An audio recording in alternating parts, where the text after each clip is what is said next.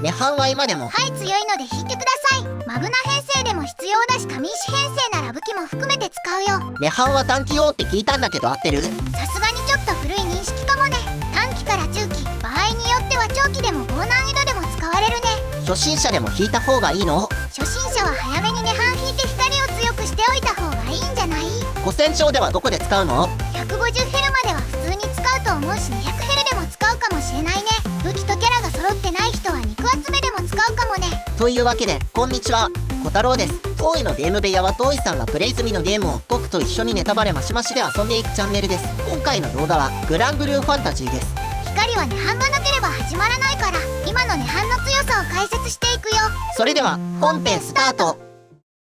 チャンネル登録1500人ありがとう。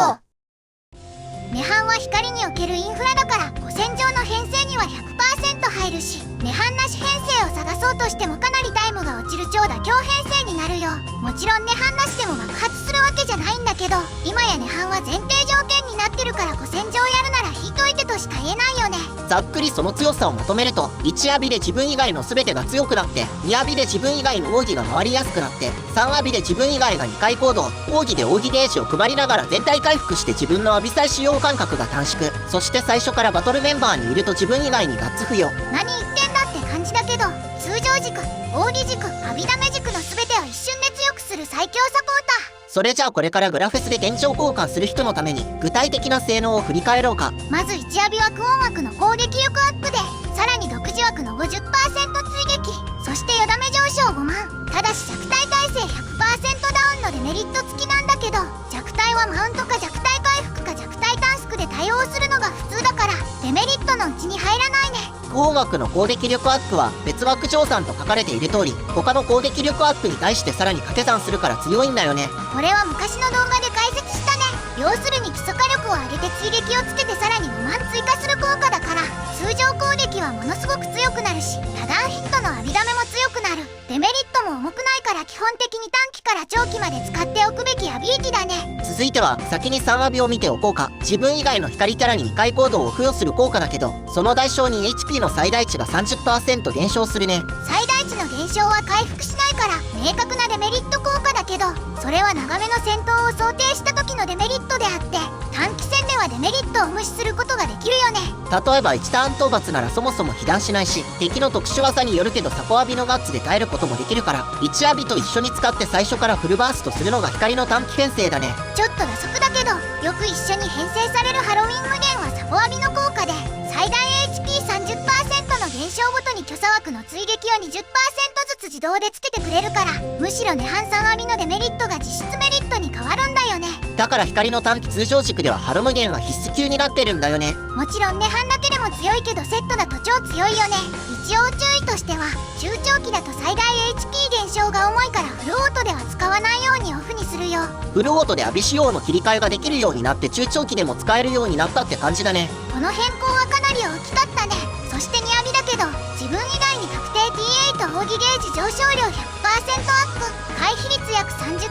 アップを付与するんだけど、デメリットとして防御が 70% ダウンするよ。さすがに防御の減少幅が大きくて少し考えるデメリットだよね。それでもかなり強い効果で、主に奥義軸では必須のアビリティだね。ゲージ上昇量 100% アップってのは、つまり2倍にしますって意味で、涅槃の奥義で配る奥義ゲージも2倍になるから、剣豪、水着ホルス、コスモス、水着セルエルなんかと一緒に使ってずっと奥義を打ってる編成を組んだりするね。主人公は剣豪以外にすることも多いけど、涅槃を抜いて誰入れるつもりなのってくらいいるのが当然のキャラだよね。だから古戦場に150ヘルの奥義軸編成でもおそらく採用されると思うし、キャラが揃ってれば光編成では全てのレンジで採用することになるよね。元は確定 TA にして短期通常軸の武器枠を節約するアビリティだったのにね。デメリットはコスモスがいればほとんど踏み倒せるから、あんまり深刻に考えなくていいかなって感じだね。続いて奥義の性能だけど、ダメージがないからチェーン数にカウントされない奥義で、光キャラ全員の HP 回復と弱体1個回復、奥義ゲージ 15% アップ効果で、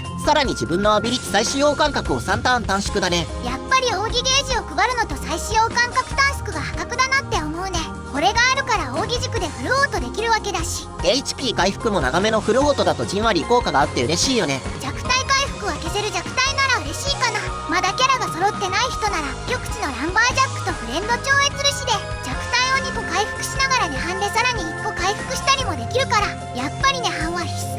そしてサポアビは涅槃最大の弱点かもしれないね。デメリットが2個あって、涅槃の最大 HP は 20% 減少してる状態が基本になって、防御力も 30%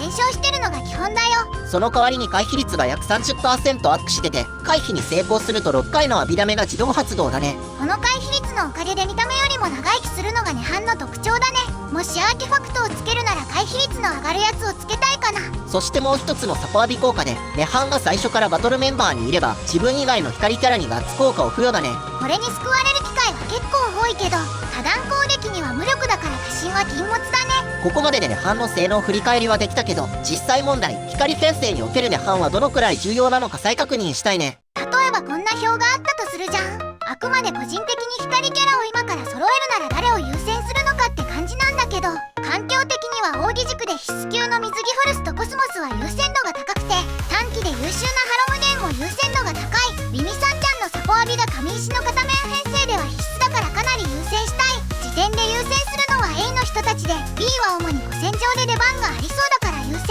扇軸と短期通常軸を高めに評価してる感じだね。この表に涅槃を当てはめるとするなら、もはや涅槃枠を作るレベルって感じだね。まあ今から集めるなら他の人も似たような表になるんじゃないのかな。ここに名前の上がったキャラの中でも最優先にするくらいどこに行っても使うってことだね。むしろ涅槃がいるから優先度が高いキャラも多いよね。マグナか紙石で若干優先度は変わるかもしれないけど、涅槃は最上位で問題ないでしょ。それじゃあこれは完全に打足なんだけど、初心者のマグナ編成を前提にした場合にフェスで店長取得する優先度はどうなりそう？これも自分ならどうするかって視点だけど、マグナ編成でも涅槃取得が最優先で、時点でハルモニアの1本目、その次にユミサンちゃんの取得、その次はハルモニア2本目とバサラ刀を順番に取っていくかな。マグナでも薬状武器が強いのはうちの初期の動画で解説済みだけど、それよりも涅槃が優先されるんだね。できることが一気に増えるからね。それこそ工場キャラのフェザーくんがどこにでも行けるくらい強くなるし、一網のよだめもマンは実質ハルモニア1本分だし。それじゃあ今から涅槃を取得する人向けの情報整理だけど、開放武器の輪廻はグランデフェスで天井取得するか、4月1日まで開催中のステップアップアニバーサリーフェスの300連モに交換するか、おすすめしないけど周年作チケを使えば取得できるね。周年作は素直に水着フォルスでいいんじゃないかって思うけどね。とにかく一番安上がりなのはグラフェスの天井だか